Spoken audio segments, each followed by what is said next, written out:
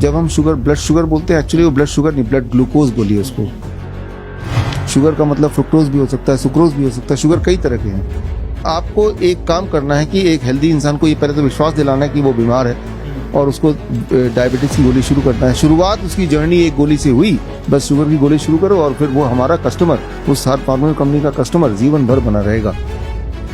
Diabetes is not told as a disease, it is called a medical condition, not a disease itself. ਤੇ ਮੈਂ ਹਾਂ ਕੁਲਵੰਤ ਸਿੰਘ।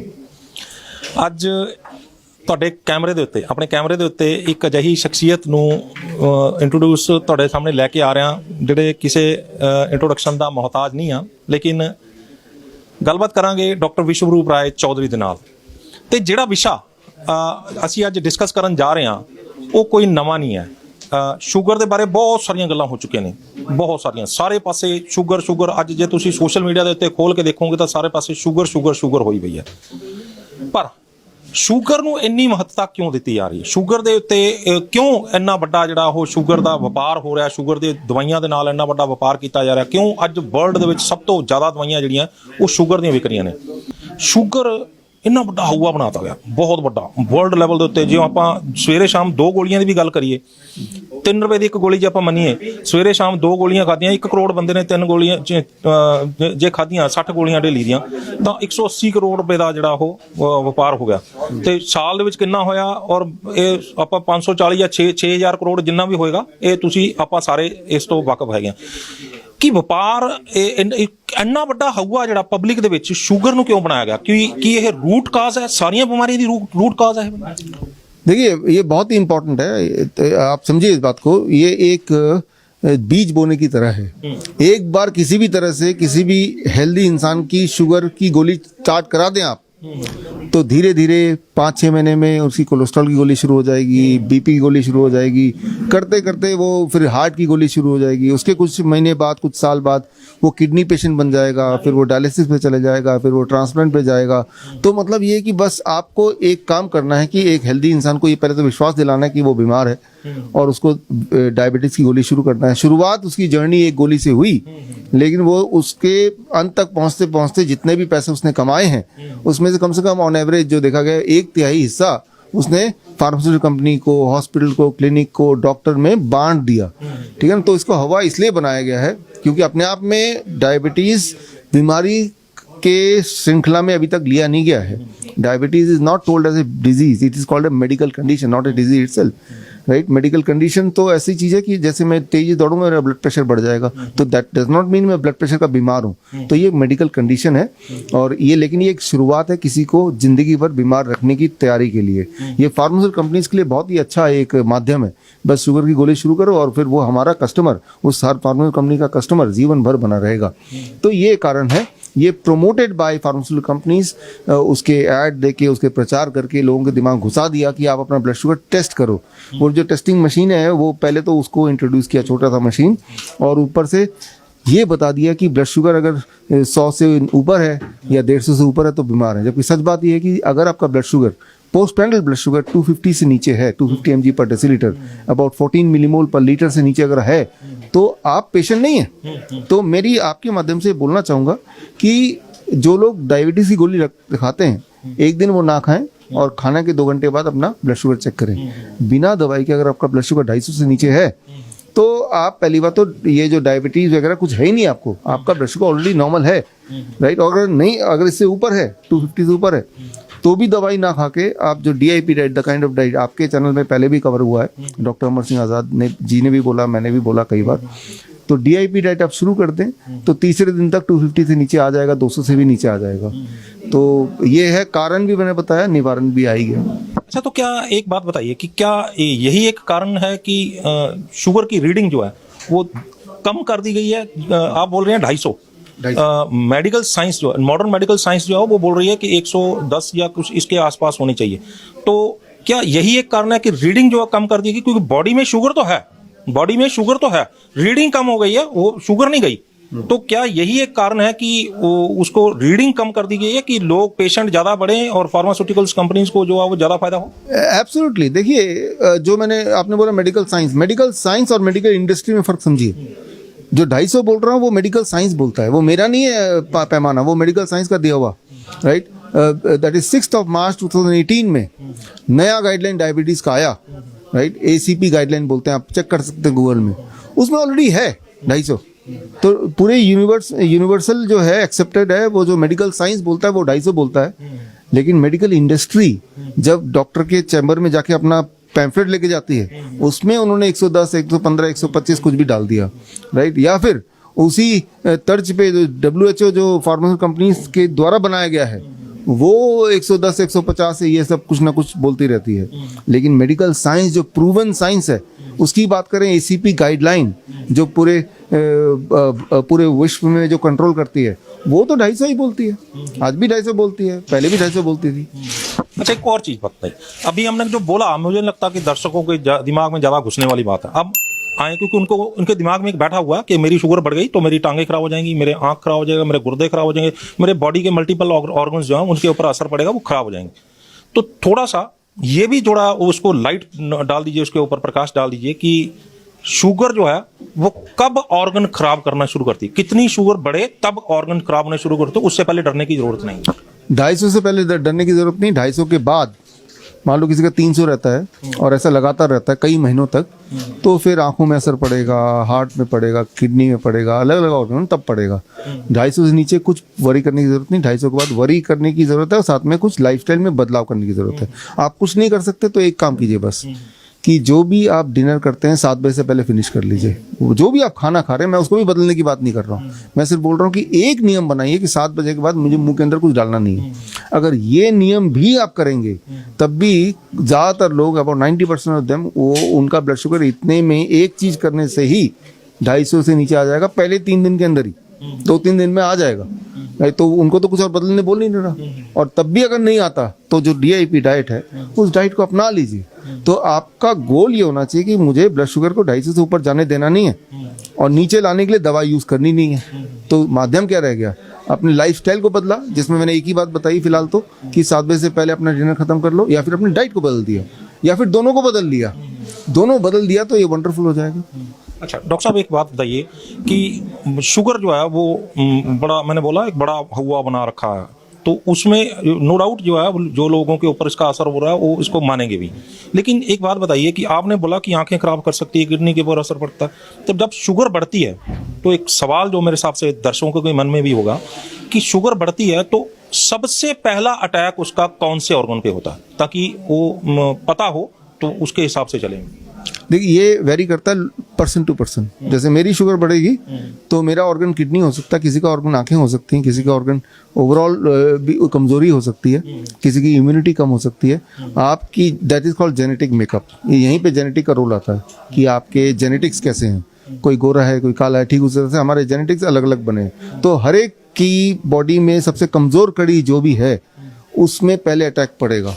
पूरे body में बोझ ज्यादा हो गया और उस बोझ को कौन सा ऑर्गन नहीं सह पा रहा, जो सबसे कमजोर है, वो हर एक के लिए अलग अलग होगा, राइट। तो किसके लिए कौन सा होगा, यहाँ पे आपके जो एंसेस्टर्स हैं पुराने, उनके कौन सी ऑर्गन सबसे कमजोर थी, वहां से क्लू मिल सकता है। लेकिन कोई ना कोई ऑर्गन पहले फेल होगा, धीरे धीरे कमजोर होगा और सिमल्टेनियसली बाकी भी कमजोर लाइन पे लगी जाएंगे।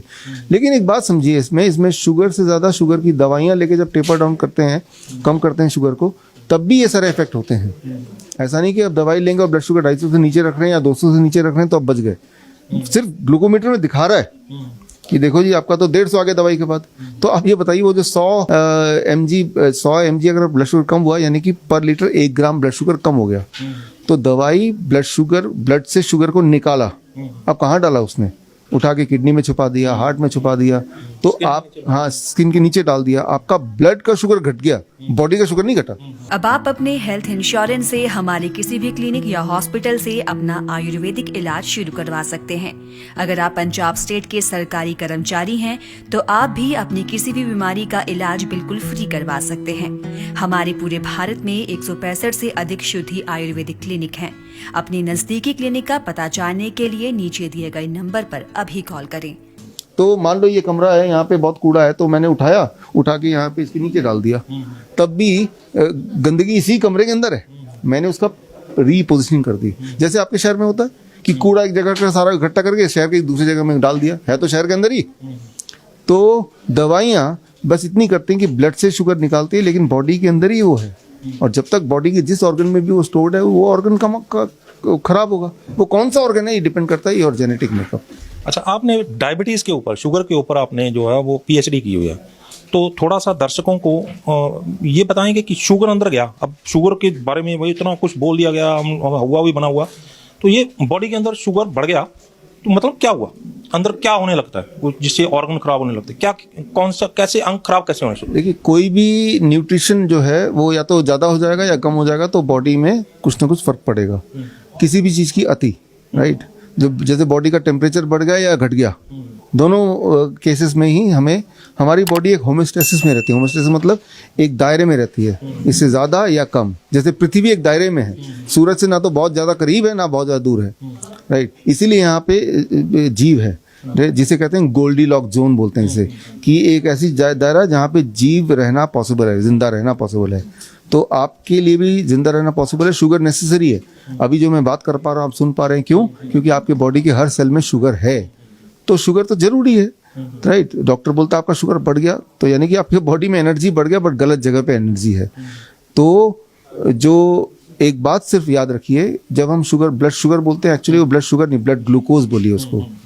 शुगर का मतलब फ्रुक्टोज भी हो सकता है, सुक्रोज भी हो सकता है। शुगर कई तरह के हैं, उनमें सिर्फ एक जो ग्लूकोज होता है वो ब्लड में जाता है, फ्रुक्टोज है वो लिवर में जाता है।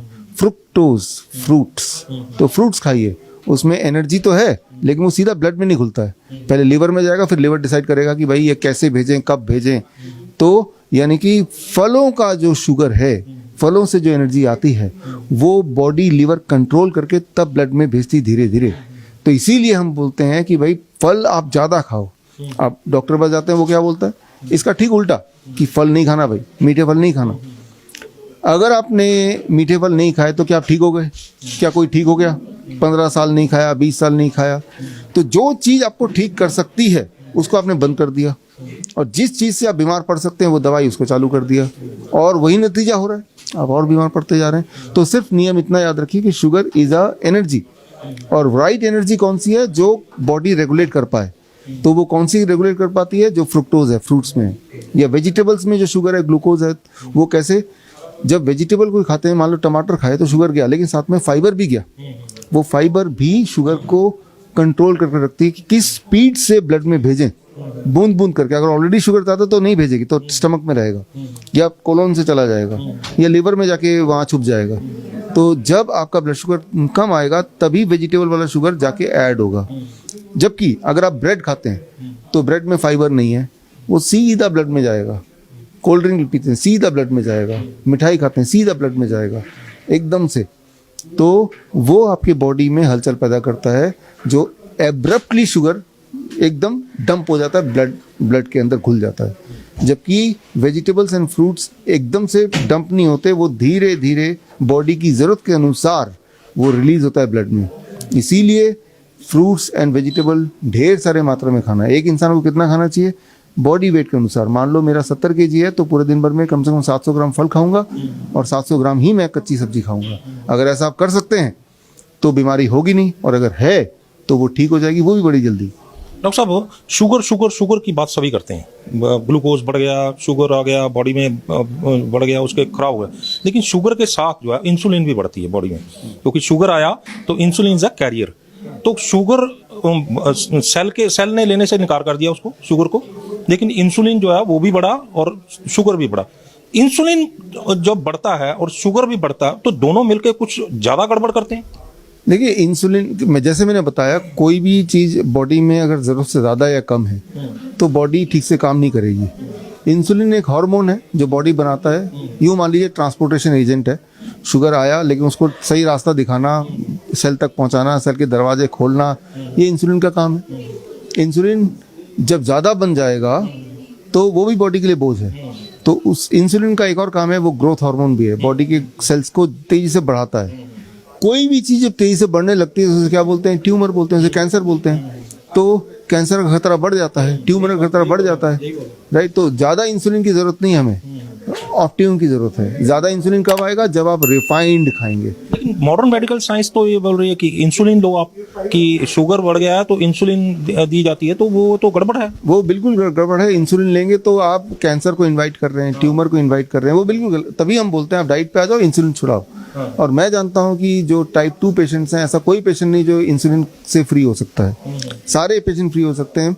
ऐसा कोई इंसान नहीं जो इंसुलिन जिनको जिंदगी भर लेनी पड़ेगी अगर आप इस जो मैंने बोला वो अगर करते हैं। और टाइप 1 जो चिल्ड्रन बच्चे हैं, उनमें से जो पेशेंट डायग्नोसिस के वक्त ही हमारे पास आ जाते हैं, उनको भी इंसुलिन की जरूरत नहीं पड़ती है। कुछ को जरूरत पड़ती है, बहुत थोड़ी सी। वो डैमेज इस तरह से कर दिया बॉडी अपने वैक्सीनेशन से, फास्ट फूड से, तो बच्चों को भी आप इतनी सारी सप्लीमेंट देने लगते हैं उससे, या फिर जो फार्मूला दूध है उससे इस हद तक डैमेज कर दिया उसके पेनक्रियास की उनको ज़रूरत पड़ती है, वो भी बहुत थोड़े लोगों को। तो इंसुलिन भी अपने आप में बीमार करती है, कैंसर बनाती है, ट्यूमर बनाती है। अच्छा, जाते जाते कुछ टिप ऑफ द इंटरव्यू देना चाहेंगे कि शुगर से बिना दवाई से जल्दी अगर ठीक करना चाहता है बॉडी अपनी, तो वो कैसे करे? देखिए, इसके लिए सिर्फ एक ही रूल याद रखिए, I call it 2% rule, 2% rule. Right, आपका बॉडी वेट जितना भी है उसका 2% जितना वेट हो जाता है उतना कच्चा आपको खाना है। राइट, उतना कच्चा खाएंगे। जैसे मैंने बताया भी, मेरा बॉडी वेट 70 kg, इसका 2% कितना, 1400 ग्राम। तो 1400 ग्राम कच्चा फल और सब्जी में पूरे दिन भर में अगर मैं खाऊंगा, दैट बिकम्स माई मेडिसिन। अगर सिर्फ इतना भी आप कर सकते हैं तो बीमारी आप देखेंगे कैसी एनर्जी बढ़ रही है और बीमारी कैसे घट रही है बड़ी तेजी से। अच्छा, एक चीज जो लास्ट सवाल मेरा ये रहेगा कि शुगर जब बढ़ती है तो अक्सर देखने में आता है कि मोटापा आता है, लेकिन बहुत सारे लोगों को जो है वो पतले होने शुरू हो जाते हैं, उनके अंदर से जो एनर्जी या उनके अंदर फैट जो है वो खत्म होने लगता है। उसका क्या कारण है? देखिए, शुगर का मोटापे से डायरेक्ट कनेक्शन नहीं है और जरूरी नहीं कि सब मोटे हों। यहाँ भी जेनेटिक मेकअप है। वियतनाम में हमारा सेंटर है, वहाँ सारे शुगर के पेशेंट बिल्कुल पतले हैं, और इंडिया में जो पेशेंट्स हैं वो मोटे हैं। मलेशिया में हमारा सेंटर है, वहाँ आधे लोग मोटे, आधे पतले हैं। तो आप इसको डायरेक्टली कनेक्ट नहीं कर सकते। आपकी जेनेटिक मेकअप क्या थी उस पर डिपेंड होगा कि आप ज़्यादा मोटे होंगे या ज़्यादा पतले होंगे। दोनों चीज़ होता है, एक्सट्रीम में चला जाता है बॉडी, आइदर वो फूलने लगता है और बिल्कुल ही कमज़ोर हो जाता है। You right. तो वही मैं बोल रहा हूँ कि लाइफ गोल्डीलॉक जोन, जो मैंने बोला कि एक दायरा है जिसमें हमारी लाइफ ठीक से हो सकती है, होमोस्टेसिस में हो सकती है। उस दायरे के इधर या उधर गए तो फिर आप डेथ के करीब, डिजीज के करीब जाने लगते हैं। लेकिन क्योंकि इसके साथ रिलेटेड क्वेश्चन है कि मुझे एक क्वेश्चन और पूछना पड़ेगा, क्योंकि मोटापे की वजह से, शुगर की वजह से मोटापा आया और शुगर की वजह से बंदा पतला हो गया, दोनों में कौन कौन सी जो है फर्क पड़ेगा बॉडी के ऊपर? अगर भारत के ये जेनेटिक, अब भारत की कॉन्टेक्स्ट में बात करते हैं क्योंकि ये व्यूअर्स ज़्यादातर भारतीय अगर होंगे, तो जो छोटे बच्चे हैं मैंने देखा कि उनमें जब डायबिटीज़ होती है तो वो पतले होने लगते हैं, और बड़े लोग हैं जो एडल्ट्स हैं वो जब डायबिटीज़ होती है तो मोटे होने लगते हैं। टाइप 1 में पतले होते हैं, टाइप 2 में अधिकतर लोग मोटे होते हैं। ये फ़र्क हमने देखा है। और उनका मोटापा जैसे जैसे घटने लगता है तो उनका ब्लड शुगर भी नॉर्मलाइज होने लगता है। या फिर जो मैंने डाइट बताया वो डाइट जब लेंगे तो आपका ब्लड शुगर तो घटेगा ही घटेगा, साथ में आपका फैट, एक्सेस फैट भी घटेगा। तो this kind of correlation can be seen, लेकिन ये कोरिलेशन जेनेटिक है। तो देश, अलग अलग देशों में, जोग्राफिकल एरियाज में वो कोरिलेशन वेरी भी करता है। जो कोरिलेशन भारत में है इसका ठीक उल्टा वियतनाम में है। जैसे यहाँ डायबिटीज़ टाइप 1 जो पेशेंट हैं वो करीब 10% है, वियतनाम में डायबिटीज़ टाइप 1 नाम के बहुत कम है, बिल्कुल है ही नहीं। तो आपके जेनेटिक मेकअप से भी ये काफ़ी हद तक जुड़ा हुआ है। बहुत धन्यवाद, आपने हमारे दर्शकों को इतनी महत्वपूर्ण जानकारी दी है। बहुत बहुत धन्यवाद। थैंक यू, धन्यवाद। चंडीगढ़ में भारत का पहला इंटीग्रेटेड मेडिकल साइंसेज का हॉस्पिटल शुरू किया गया है, जिसका नाम हिम्स रखा गया है, hospital and institute of integrated medical sciences, जहां एलोपैथी, आयुर्वेद, होम्योपैथी, नेचुरोपैथी सब एक ही साथ पेशेंट को ठीक करने के उद्देश्य से काम करती है सारी पैथी। इसमें डॉक्टर विश्वरूप राय चौधरी, डॉक्टर अमर सिंह आजाद, डॉक्टर अवधेश पांडे, आचार्य मनीष, डॉक्टर खादर फली, और इन सब की पूरी नॉलेज, ट्रेनिंग और एजुकेशन को यूज किया जा रहा है। लीवर फेल हो, किडनी खराब हो, हार्ट की प्रॉब्लम हो, जोड़ों का दर्द हो, ऑटो इम्यून डिजीज हो, स्टेज 4 कैंसर हो, कोई भी ऐसी बीमारी जो डॉक्टर ने आपको लाइलाज बताई हो या आपको कोई ऑपरेशन बताया हो, तो आप हिस हॉस्पिटल हिम्स में संपर्क कर सकते हैं और बीमारी की जड़ पर काम कर सकते हैं। रहना, खाना, पीना सब अरेंजमेंट है। 70 बेड का ये हॉस्पिटल भारत में अपनी तरह का एकमात्र ऐसा हॉस्पिटल है जहां पर पेशेंट को ठीक किया जाता है, पेशेंट को नॉलेज दी जाती है, पेशेंट को पढ़ाया जाता है, पेशेंट को एजुकेट किया जाता है कि कैसे आपको अपनी बीमारी से खुद ही लड़ना है, यानी कि अपना डॉक्टर खुद बनना है। Be your on doctor. तो आज जरूरत है ऐसे हिम्स के हॉस्पिटल और क्लिनिक्स की। अभी भारत में पटियाला में, जीरकपुर, चंडीगढ़, डेराबस्सी और दिल्ली में 14 क्लिनिक शुरू हो चुके हैं जहां पर सिर्फ खाना पीना और लाइफस्टाइल को ठीक करके बीमारियों को रिवर्स करना सिखाया जाता है। और एक हॉस्पिटल डेराबस्सी जो चंडीगढ़ में है वो शुरू हो चुका है। ये सब हिम्स के नाम से काम कर रहे हैं। तो अगर आप भी किसी गंभीर बीमारी से परेशान हैं तो जल्द संपर्क करें हिम्स हॉस्पिटल चंडीगढ़ में।